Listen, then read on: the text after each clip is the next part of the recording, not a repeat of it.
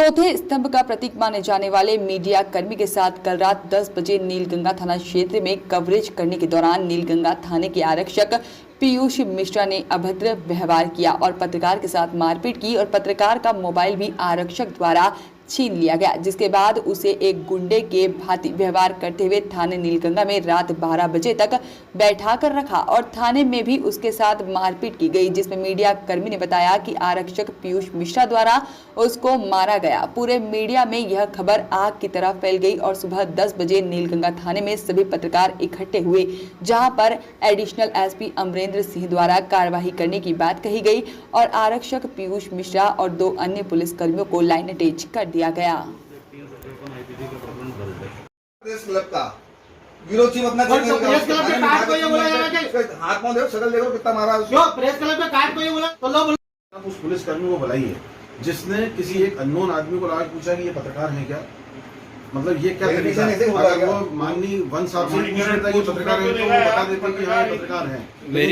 जो जीवन निंदोरे क्या नाम है? हैं जितेंद्र ठाकुर। कल उन्होंने वो अपने कर्तव्य के दौरान कल रिपोर्टिंग पर थे रात में और पुलिस ने उन पर मुकदमा दर्ज कर लिया शासकीय कार्य में बाधा डालने का। उसको लेकर सारा पत्रकार जगत आक्रोशित है और आज सुबह से ही हमने थाना घेरा हुआ था।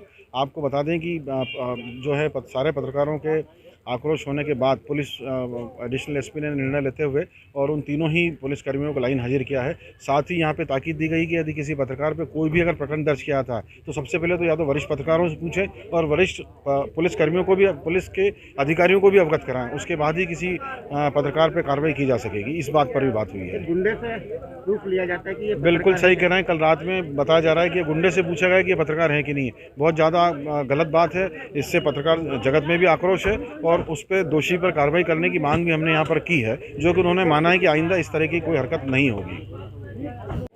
कल थाना नीलगंगा के अंतर्गत मार्केट बंद कराने के दौरान एक विवाद हुआ था, जिसमें कोई शॉप मार्केट बंद कराने के दौरान ये बात आई थी, आपसी विवाद हुआ था। विवाद के बाद एक उसमें कायमी भी की गई थी। उसके बाद ये आरोप लगाया गया कि पुलिस कर्मियों के द्वारा भी इसमें अभद्रता की गई है और कोई दुर्व्यवहार किया गया है। उस पूरी शिकायत को लिया गया है और सीनियर लेवल पर इसकी जांच की जाएगी और जो पूरा मामला है इस पूरे मामले में बिल्कुल फेयर, बिल्कुल निष्पक्ष इन्वेस्टिगेशन करके इसका निराकरण किया जाएगा और जो दोषी अभी जिन पर आरोप लगाए गए उन कर्मियों को प्रथम दृष्टया जाँच तक उसको लाइन में अटैच किया गया है। सर, आगे से इस तरह की घटना ना हो इसके लिए क्या संदेश पुलिस विभाग द्वारा दिया जाए? इसको लेकर के बीच में सभी को मीटिंग के दौरान समझाइश भी दी जाती है। साथ में वायरलेस के सेट के दौरान भी बताया जाता है कि ड्यूटी के दौरान हमें किसी प्रकार से संयम को नहीं खोना है और अपना जो व्यवहार है उसको सॉफ्ट रखना है और कार्रवाई दृढ़ता से करना है सभी को। जिनके खिलाफ शिकायत मिली है पहले भी कई बार ये हाँ, इस प्रकार की बात आई है कि ये पहले जो नागदा में भी कुछ इसी प्रकार की शिकायत के आधार पर हटाया गया था। तो सर आगे से बिल्कुल आगे अभी इससे पूरी जांच की जाएगी और जांच के बाद इसमें कार्रवाई भी की जाएगी। बढ़ते कोरोना का असर महाकाल मंदिर में दिखना शुरू हो गया है। श्रद्धालुओं की संख्या रह गई है 50% से कम और इंदौर और भोपाल में हुए लॉकडाउन का असर उज्जैन में भी साफ दिखाई दिया। उज्जैन के विश्व प्रसिद्ध महाकाल मंदिर में कोरोना का असर दिखाई देना शुरू हो गया है। यहां रविवार को श्रद्धालुओं की संख्या पूर्व की अपेक्षा आधी से भी कम हो गई है। यूं तो प्रत्येक रविवार को बड़ी संख्या में श्रद्धालु महाकाल के दर्शन को पहुंचते थे, परंतु इंदौर भोपाल में रविवार का लॉकडाउन होने के कारण यहां श्रद्धालु और भी कम हो गए।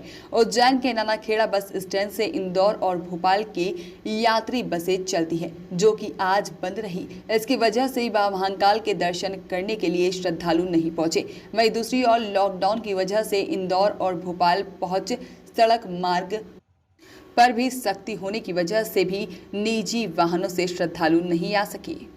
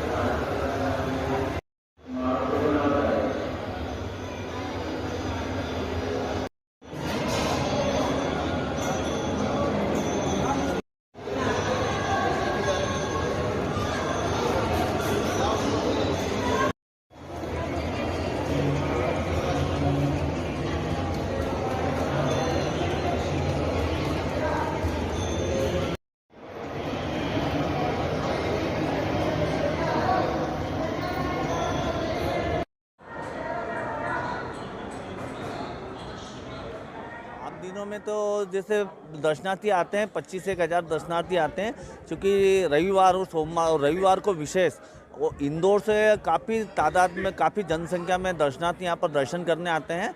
और वो करीब ये मान के चले रविवार को करीब 50,000 के ऊपर दर्शनार्थी यहाँ पर पहुँच जाते हैं। 30-1,000 तो ऑनलाइन के दर्शन से आते हैं, बाकी वीआईपी जो प्रोटोकॉल भी आते हैं और कुछ विशेष दर्शन की टिकट लेकर भी आते हैं। तो काफ़ी जनसंख्या में यहाँ पर दर्शनार्थी बाबा महाकाल के दर्शन करने रविवार के दिन आते हैं। आज जो हर रविवार को जो दर्शनार्थी आते हैं उससे करीब 60% यहाँ पर कम दर्शनार्थी आए हैं। और उसके अलावा जो बाहर से जो दर्शनार्थी आए थे वो यहीं पर आके रुके हुए लॉकडाउन के कारण, और वो यहाँ 2-3 दिन से यहीं बाबा के महाकाल के दर्शन ले रहे हैं और बाबा के आनंद ले रहे हैं दर्शनार्थी के। थाना माधवनगर क्षेत्र के मक्सी रोड स्थित उद्योगपुरी में सुबह 11:30 पर करीब कॉटन फैक्ट्री भारत इंडस्ट्री में अचानक शॉर्ट सर्किट की वजह से आग लग गई, जिसमें तत्काल मौके पर पहुंची दमकल की गाड़ी ने 2 घंटे में आग पर काबू पाया। उद्योगपुरी में विगत 2 महीने पूर्व में भी दोने पत्तल फैक्ट्री में भयावह आग से हड़कंप मच गया था, जिसे 3 दिन लगे बुझाने में। वहीं फायर ब्रिगेड कर्मी ने मीडिया को जानकारी देते हुए बताया कि मक्सी रोड स्थित उद्योगपुरी में भारत इंडस्ट्री कॉटन बनाने की फैक्ट्री है, जहां शॉर्ट सर्किट से आग लग गई है। मौके पर पहुंची दमकल गाड़ियों ने करीब 2 घंटे में आग पर काबू पाया। सूचना सुबह 11 बजे मिली थी। भारत इंडस्ट्रीज नाम से रुई कार्डिंग की फैक्ट्री है। शॉर्ट सर्किट की वजह से आग लगी थी इसमें। 6 से 7 दमकल द्वारा इसमें अपन आग पे काबू पाया है। कितने बजे लगी थी? और ये तकरीबन 10:30 पौने 11 के समथिंग, एक्चुअल टाइम पता नहीं है, तकरीबन इस समय के बीच आग की सूचना मिली थी हमें। अच्छा, 1.5 से 2 घंटा लगा इसको काबू पाने में हमें। ठीक है। धार्मिक नगरी में विश्व प्रसिद्ध ज्योतिर्लिंग बाबा महाकाल के विराजमान होने से हर रोज किसी न किसी नेता, अभिनेता, हिंदू संगठन के पदाधिकारियों व आम जन का आना जाना लगा रहता है।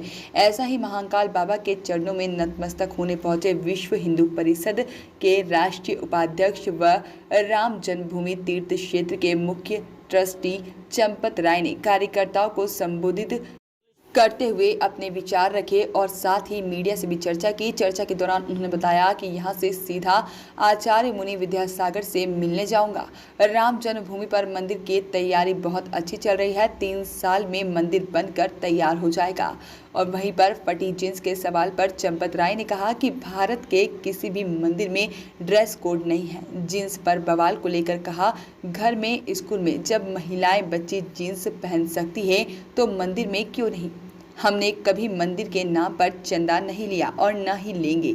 ये सब समर्पण राशि है। हाल ही में राजस्थान की एक महिला ने कहा था कि मेरी सारी रकम मरने पर मंदिर में दे दी जाए, जिसके 4 दिन बाद वो नहीं रही तो परिवार ने सबसे पहले महिला की अंतिम इच्छा पूर्ण की। हमारे मना करने के बावजूद वही हम कई बार यह स्पष्ट कर चुके हैं कि इसमें आने वाले कई पीढ़ियां भी है जो नहीं कह पाएंगी कि सरकार का कोई हस्तक्षेप है। आप लिख लीजिए। उत्तर भारतीय शैली नागर शैली कहलाती है